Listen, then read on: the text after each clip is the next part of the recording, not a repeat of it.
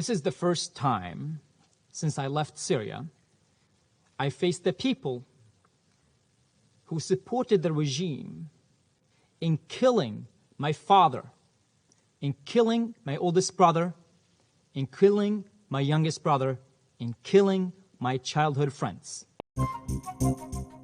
محكمة الاحتلال الصهيونية الاستيطانية بتهجير 12 تجمع فلسطيني في مسافر يطا، وبالتالي تهجير 4000 مواطن فلسطيني والاستيلاء على ما يزيد على 40,000 دنم أي 40 كيلو متر مربع، وهي العمق الجغرافي لمدينة. Hello, my name is Stanley Heller. Welcome to The Struggle. Today, Syria, Palestine, Ukraine, and Colombia. We start with a riveting speech by Omar Alshogre. On June 29th, he spoke to the UN Security Council. Alshogre is a Syrian refugee, a former political prisoner of Assad, who suffered long periods of torture. This is the first time since I left Syria I faced the people who supported the regime in killing my father, in killing my oldest brother, in killing my youngest brother, in killing my childhood friends. When the soldiers came home to kill my family, my mom heard one of them speaking Farsi. He was an Iranian officer sent to kill our hope for democracy. That's when the people of Syria realized that we have more than one enemy, and we need more than one friend. I stand before you today holding 14 messages sent to you, members of the Security Council, from 14 Syrians representing all of Syria's governorates, 14. Each wants to tell you the following. Rama from Dara Governorate says to you, you have the power to turn our nightmare into a dream, so please do it. Ali from Damascus says, isn't it surprising how powerful you are, but how powerlessly you act in the face of our enemy? While Sarah from Homs says to you, my daughter is severely sick. Can any of you help fly her out to any safe hospital anywhere in the world? And you have Yasser from Hama, and he says, I lost everything on your watch. And you just like to blame things on other members. You blame it on Russia just to push the responsibility away from you. Hiba from Latakia says, Syria has never been scarier than now. Even the supporters of the regime are being arrested by the regime and tortured and killed. Just so you know, I am not going to filter the voices of the Syrian people. I'm telling you exactly what they say. And here it comes. Karim from Idlib says to you, you have been acting so lame since 2011. I lost everything I ever loved. I lost everything I have. And he tells you, fuck you for not being useful, for not being respectful to human lives and human rights. You have Sana from Aleppo, and she says to you, all we need is protection. I am tired of being afraid from the sky. I don't want it to drop more bombs. Shiro from Hasaka says to you, don't let Russia and China and Iran play you. Act like you understand your position of power. You sitting in the Security Council, not in a carousel in Disneyland. While Ranim from Reef Dimashq says to you, I am claustrophobic. Whenever they bomb, I have to go and hide in the basement or in a tiny room, and I can't breathe. I can't breathe. I can't breathe. I just want this to end. Shadi from Quneitra says, I recently, and he's a very young person, I recently tamed a cat, and she is right now in this conflict, my world. So please help me keep her safe, keep her alive. Her name is Judy. Maryam from As-Suwaida. It always seems impossible until it's done. I know she stole the quote. We have Khalid from Raqqa, and he says to you, while you may think that the war in Syria ended, it did not. People are still being targeted. People are still being killed. Lubna from Deir Zur says, there's only one way. There's only one way to end the war in Syria, and that's bringing Assad regime to justice. The last message, number 14th, is from Tartus, my hometown, so I wrote this message. Since the start of the Syrian uprising in March 2011, Russia has vetoed more than 15 UN Security Council resolutions concerning the conflict in Syria. Among other things, this resolution covered human rights violations, the use of force against civilians, toxic chemical weapons, and calls for a meaningful ceasefire. Russia did that to provide political cover for the Syrian regime and to protect Moscow's strategic interest and arms deals with the Syrian state. So my question is, what is wrong with you? Don't you have any sort of humanity? Did you shut it all entirely? How do you sleep at night? How do you look your kids in the eyes? And don't you dare to give me anything about the sovereignty of the Syrian regime. This is just too lame argument by now. The Iranian regime and the Iran-backed militias did not get enough from killing the brilliant minds of Iraq, like Ihab al-Wazni or Hisham al-Hashimi, who were key leaders of the opposition to the Iran brutal regime. Killing them was not enough, so they crossed the border, then they came to Syria, and they slaughtered, raped, and they burned both human animals and trees. And if you want proof of that, go check atrocitiestracker.org, a project of the Syrian Emergency Task Force that sheds a light on the evidence and the testimonies of the families and victims of Iran and Syria and Russia in Syria and in Iraq. Early this year, a member of this council welcomed the Syrian dictator Bashar al-Assad into their home, the United Arab Emirates. Don't you have any respect for the people who've been suffering for years, for everyone who died under torture in Syria, for every mother who lost her kid? Don't you have any respect for those people? Normalizing Assad is a crime. Tourists and travelers from around the world must know of your support to the killing of children and women in Syria. We will make sure, I will make sure, they will find out and understand how completely devoid of morals the leadership of Emirates is. And when the people know, where will you hide? Behind Burj Khalifa? It won't be as tall, it won't be as big as your shame. So shame on you.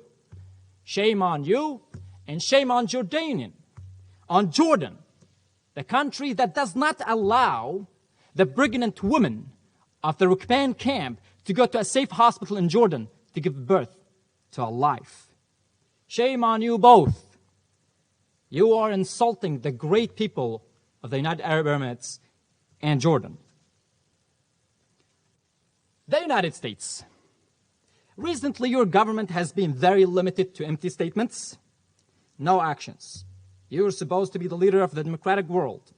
I don't even see you in this global arena anymore. You will never be able to protect your democracy, to protect the rights of your women and your children in school if you ignore human rights elsewhere. It's all connected. A lot of people used to think of America as the greatest country in the world. Now we actually need proof of that. And there are other members. We have Brazil, Mexico, Ireland. We have Gabon, Kenya, Ghana, that we actually don't see a clear stand. And you have to take a clear stand against dictatorship to support the people that need your help. It's time now to stand in solidarity with the people of Syria who are fighting for freedom and dignity. Turkey and Lebanon has been very generous in welcoming so many refugees. For that, we are no doubt very grateful. However, the Syrian people at this moment are facing a lot of discrimination, a lot of racism, and a lot of insult on a daily basis. And we want to encourage, we want to ask the Turkish government, we want to ask the Lebanese government and every government where there are Syrian refugees to actually be more responsible, to honor those who seek refuge in your home. The people of Syria will remember the ones who did them good and the ones who did them bad. As I testify before you today, there are millions, that's millions of people that depend on humanitarian aid in northwest and northeast Syria. These innocent people are held hostage to Russia that keeps hostage all the cross-border points, including Bab al-Hawa. The reason I've been shaming you for the last 5 minutes is because I know that you have some power to do so much, but you choose not to. Here are 3 actions that you can do to both prove to your own citizens that you care about human rights and to mitigate the suffering of the Syrian people. First, pressure Russia as much as you can to extend Bab al-Hawa and open all the other cross-border points to allow humanitarian aid. This technically should not be a negotiation. It's humanitarian aid we're talking about. Second, follow Germany's lead to use massive amounts of evidence to prosecute the Syrian regime and its allies. This step can help to slow down or prevent the normalization of the regime that is still insulting you on a daily basis by committing crimes against humanity and war crimes. Third, and this is perhaps the most difficult, but the most important thing to do, fight with us. The Syrian people, fight with us to free every mother, every father, every brother, every sister, every neighbor, every friend who is being captive for simply taking to the street, demanding their rights, and asking for accountability and justice. In 2019, there was an excellent article about Alshogre in The Nation magazine. It was called How One Man Survived Syria's Gulag. Trigger warning, there's some explicit descriptions of torture. But it's necessary to read this article. We'll link to it at the top of our Syria archive on thestruggle.org.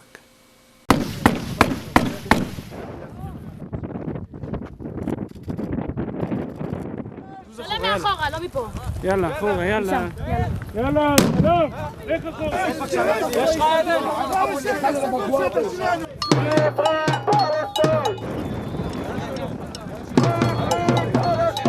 غير متواصلة جغرافيا وقتل حلم الدولة الفلسطينية المستقلة.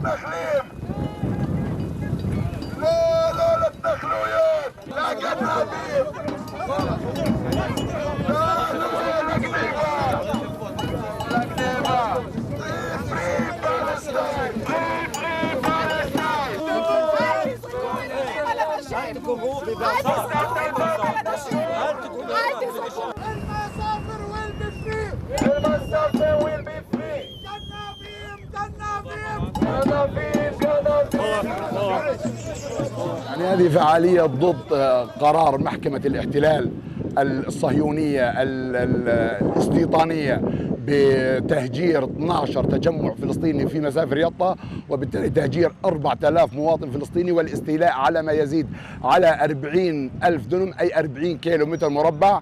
وهي العمق الجغرافي لمدينة يطا ومسافرها، تحقيق فصل هذا الجانب من دولة فلسطين عن حدودها الشرقية لصالح مشروع التوسع الاستيطاني، وبالتالي ضمن المشروع الأكبر وهو تحويل الضفة الغربية إلى كنتونات وجزر متباعدة عن بعضها البعض.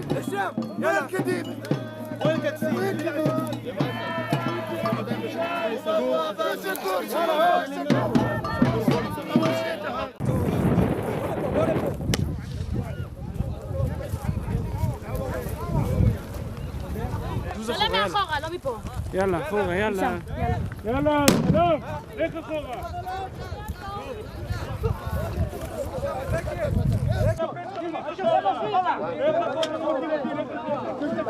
العلم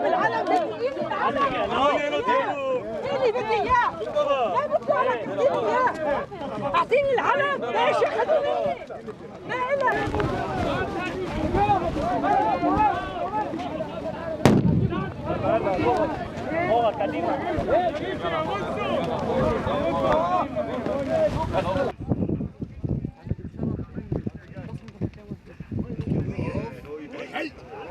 انا بدي قد يلا فوق فوق بكشف يلا فوق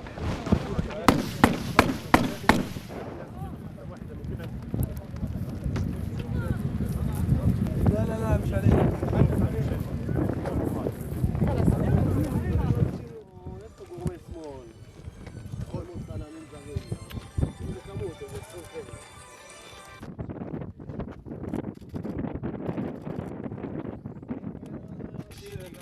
לא צריך צו, יא זלמה, אתה מוכן לצלם. 5 דקות.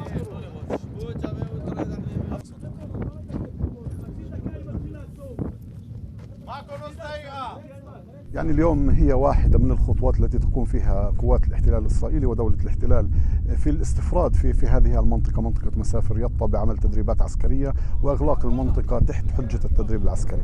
يعني هذه جزء من الخطوات التي تقوم فيها قوات الاحتلال من أجل عزل السكان، من أجل تفريقهم، من أجل تفريغ هذه المنطقة من الفلسطينيين. كما نعلم كان هناك قرار من المحكمة الإسرائيلية الشهر الماضي من أجل إخلاء هذه المنطقة. جئنا كناشطين هنا رفضا لهذا المخطط. سنستمر في فعالياتنا، سنعطل هذه التدريبات، سندخل هذه المنطقة بالرغم من كل إعلانات الاحتلال وتهديداته للسكان وللنشطاء في البقاء في هذا المكان. ما تطلعوش يا شباب، ما تطلعوش، ارجعوا شوي.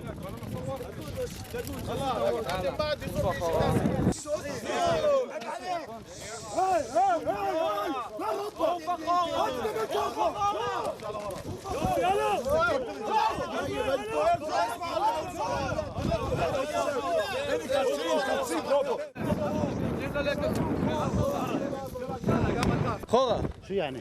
خورا גם אתה. אחורה אני אומר, אחורה. מה אתה יודע אומר? מה אתה אומר? מי אתה אומר? יאללה לך, איך כוסף? יאללה, תעיף את המצלמה.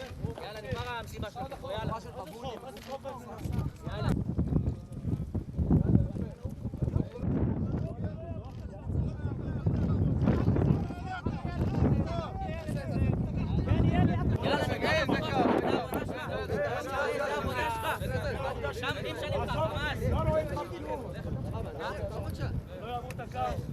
يا عمري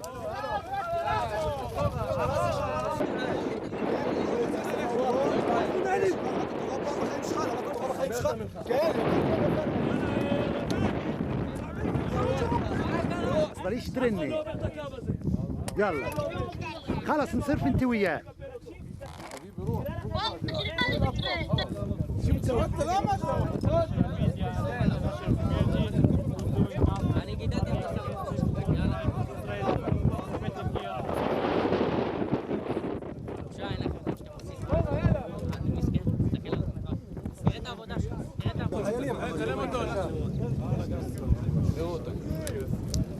חבר'ה, חוצים את הקו, לקפל ולחזור. פשוט אף אחד לא מגיע. הוא לא רלוונטי, אתה לא מנהל דיאלוגים לא רלוונטיים. דיאלוג אסור לך לדבר, שלא תפלוט איזה משהו פתאום. דיאלוגים לא רלוונטיים. שלא תפלוט משהו.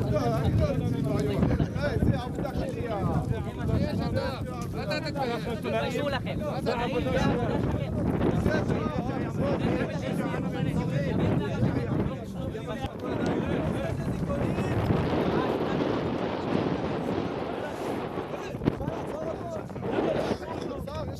יופי, כל צמד יתפוס אחד לעצור.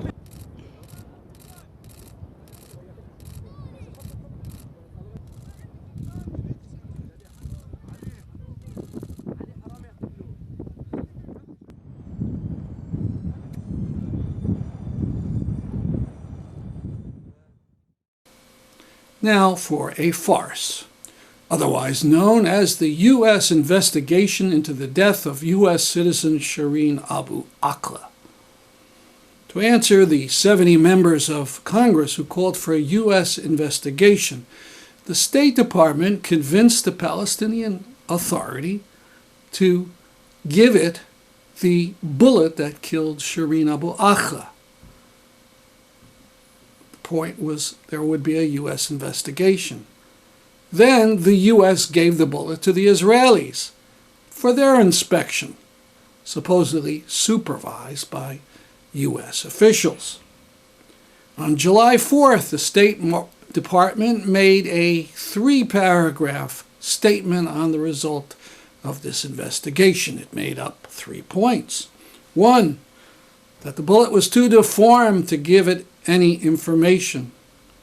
2, that the bullet was likely shot from a gun handled by Israeli soldiers. And 3, that there was no reason to believe that the shooting of Shireen Abu Akleh was intentional.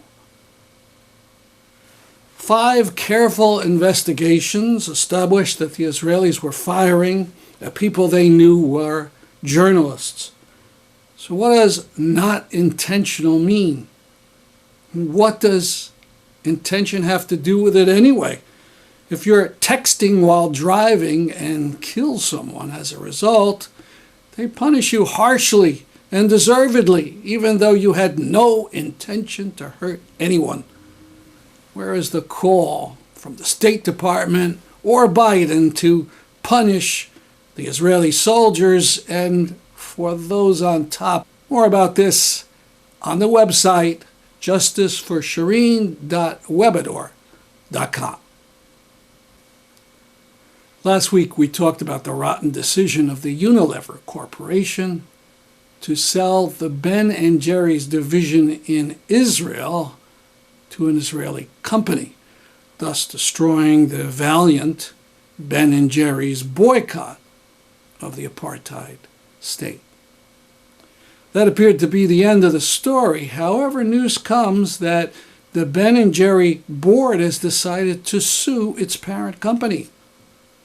That sounds like a hopeless quest, but when the company was sold to Unilever in 2000, there was language in the final agreement that the ice cream maker would have the autonomy to continue to pursue the socially conscious principles that it was famous for. So perhaps there is some hope on the ice cream front.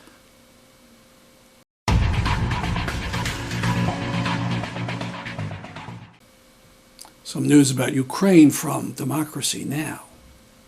In other news from Ukraine, the Wall Street Journal reports the Russian military is turning Ukraine's largest nuclear power plant in Zaporizhzhia into a military base by deploying heavy artillery batteries and laying anti-personnel landmines. Officials say Russia is using the nuclear plant as a base for its artillery, knowing that Ukraine can't attack a nuclear power plant without risking a nuclear disaster. Zaporizhzhia is the largest nuclear power plant in Europe.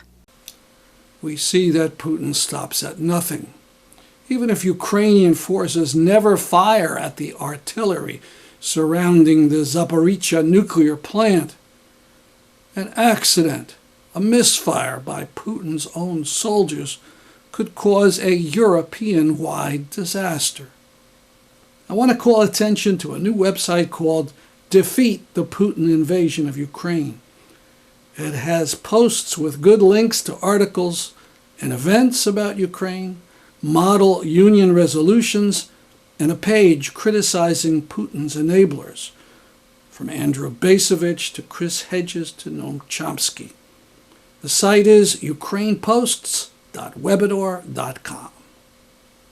Finally, on Ukraine, on Sunday, July 10th at noon Eastern, I highly recommend you attend the Zoom meeting to hear British scholar Simon Pirani talk about Ukraine. I've followed him for years on Ukraine, and he's very sharp.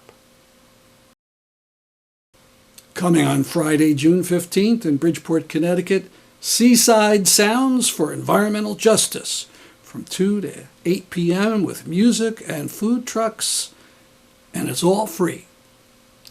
Now, a bit of the happy coverage of Colombia's elections from Democracy Now! Colombia, a country dominated by the far right and death squads, which has never seen the left win in a national election until now. We begin the program right there in Colombia, where an historic vote took place on Sunday. Gustavo Petro was elected Colombia's first leftist president. His running mate, the Afro-Colombian environmentalist Francia Marquez Mina, also made history by being elected Colombia's first black vice president. Thousands of their supporters took to the streets in celebration in the capital Bogota and across Colombia.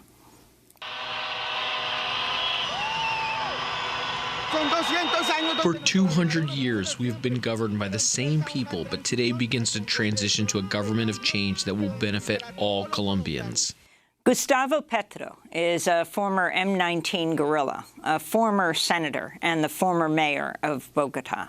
He's vowed to fight worsening poverty and inequality in Colombia by raising taxes on the rich, expanding social programs, as well as access to education and health care. He's called on Colombia to halt new oil extraction and to move away from an economy long dependent on fossil fuel.